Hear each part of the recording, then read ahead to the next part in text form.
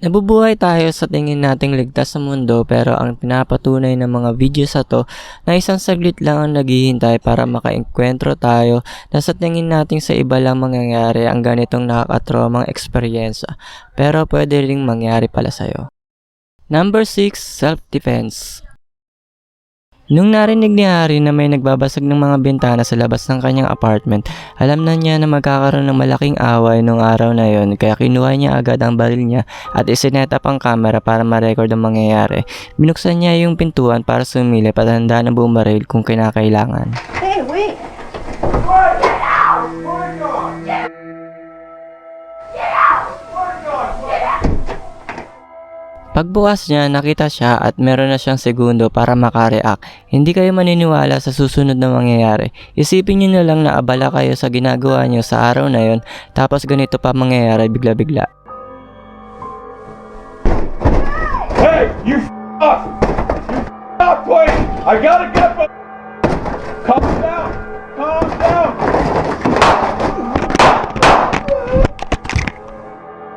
Yun ay si Thomas na sumisipa ng pintuan at pumasok pa na may hawak na itak. Binaril agad siya ng 3 beses bago niya mataga ang mag-asawa. Lahat ay nai-record at kitang-kita na intention talaga ng lalaki na may itak na tagayin ng mga kapitbahay. Ganito ang kanilang naging pag-uusap pagkatapos. What? You were gonna kill me! You're right. Well, then I did the right thing.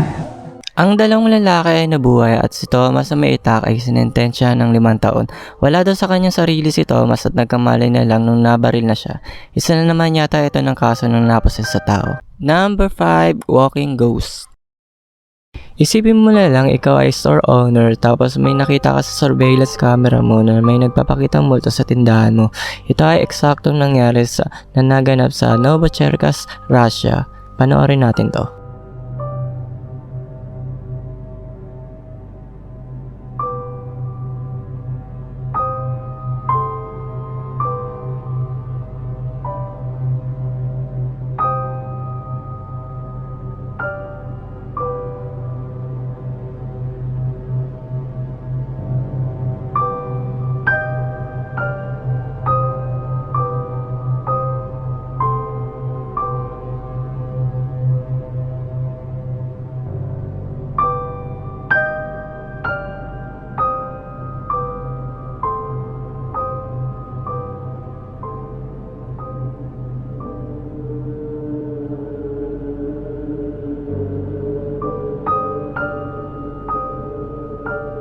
Ang pinaka nakakatakot pa dito ay yung violenteng pagsabog ng bote sa tindahan pagkatapos mawala ng apparition. Itong nagpakita na to ay masasabi daw na katulad sa duwende, isang maliliit na demonyo na naninirahan sa katabing gubat. Ang paglalakad ng apparition na to ay katulad sa isang duwende. Ganon din ang mga katangian nito, gustong manira at manggulo sa kanyang paligid. Pero ito ay kwento-kwento lamang ng mga naninirahan sa lokal at walang makakapagpatunay kung ano nga ba ang nakunan ng kamera. Number 4, the webcam ghost. Dalawang batang magkapatid ay nagla-livestream para kumanta ng paborito nilang Disney song. Pero sa gitna ng kanilang amateur na pagkanta, merong multong gustong pumasok sa kwarto nila. Second guessing, too late to go back to sleep. It's time to trust my instincts. Close my eyes and leave. Yung nabatang kapatid ay biglang napalingon sa pagbukas ng pinto na mag-isa, habang ang isa ay nagpatuloy sa pagkanta. Pero ang susunod na mangyayari ay nakakagulat. I think I'll...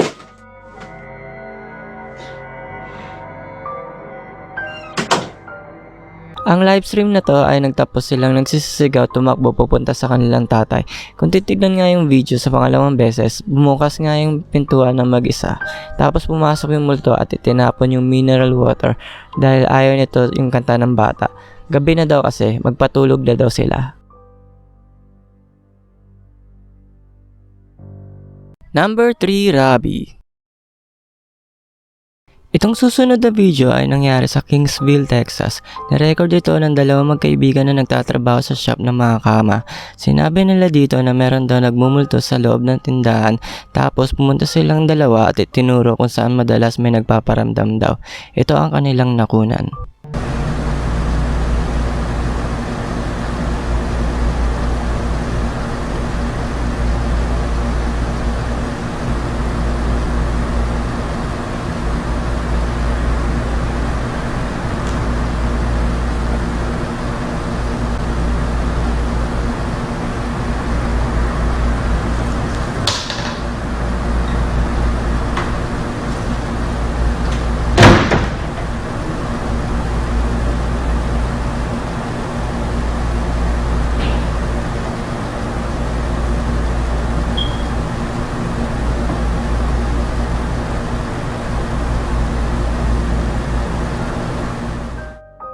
Wala na nakakalitong isipin pa na sa isang tingin ay isa itong paranormal na nahuli sa camera.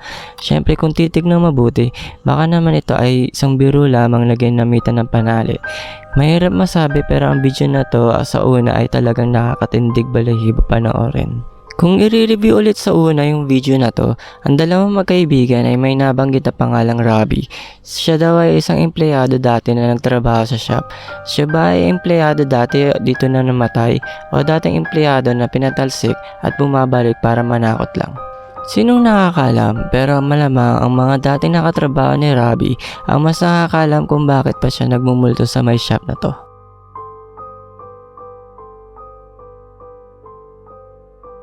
Number 2, The Ghost Experiment. Isang YouTuber na ang pangalan ay Michael DeMagee ay gumagawa ng mga eksperimento tungkol sa paranormal maraming taon na at natuklasan niya na kaya niyang utusan ng isang espiritu na paggalawin ang mga bagay sa isang utos niya lang. Para patunayan to, kumuha siya ng isang lalagyanan na may mga mansanas at ipinakita sa camera. Tapos magko-concentrate daw siya para kausapin ng espiritu na paggalawin yung bowl. Nagsimula na siya at siniguro niyang nakikita rin siya sa camera angle sa lahat ng oras para patunayan na ang multo nga yung gagalaw ng bowl.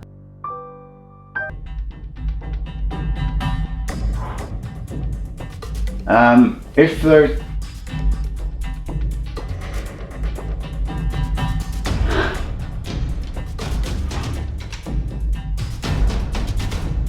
what I'll say.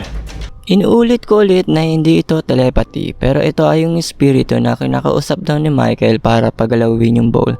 Ginagawa niya rin ito sa lahat ng ibang bagay sa bahay at ang kaibahan nito sa lahat ng pakitang paranormal ay makikitang wala talagang tali na ginamit. Kung peke man ito, hindi masyadong halata kung paano ginagawa niya to.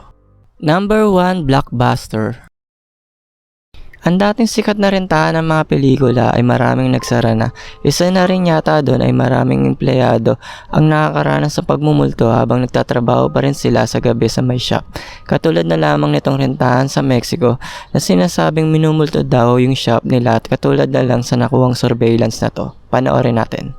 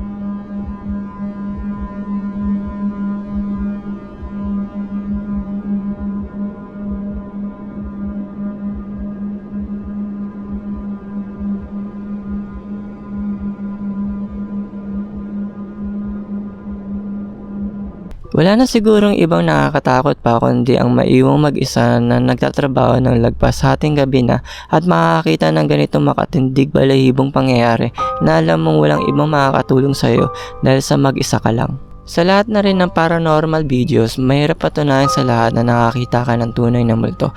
Pero ang video na to ay walang nagsasabing peke ito. Kaya masasabing isa itong ebidensya na may espiritu ang umaaligid sa atin.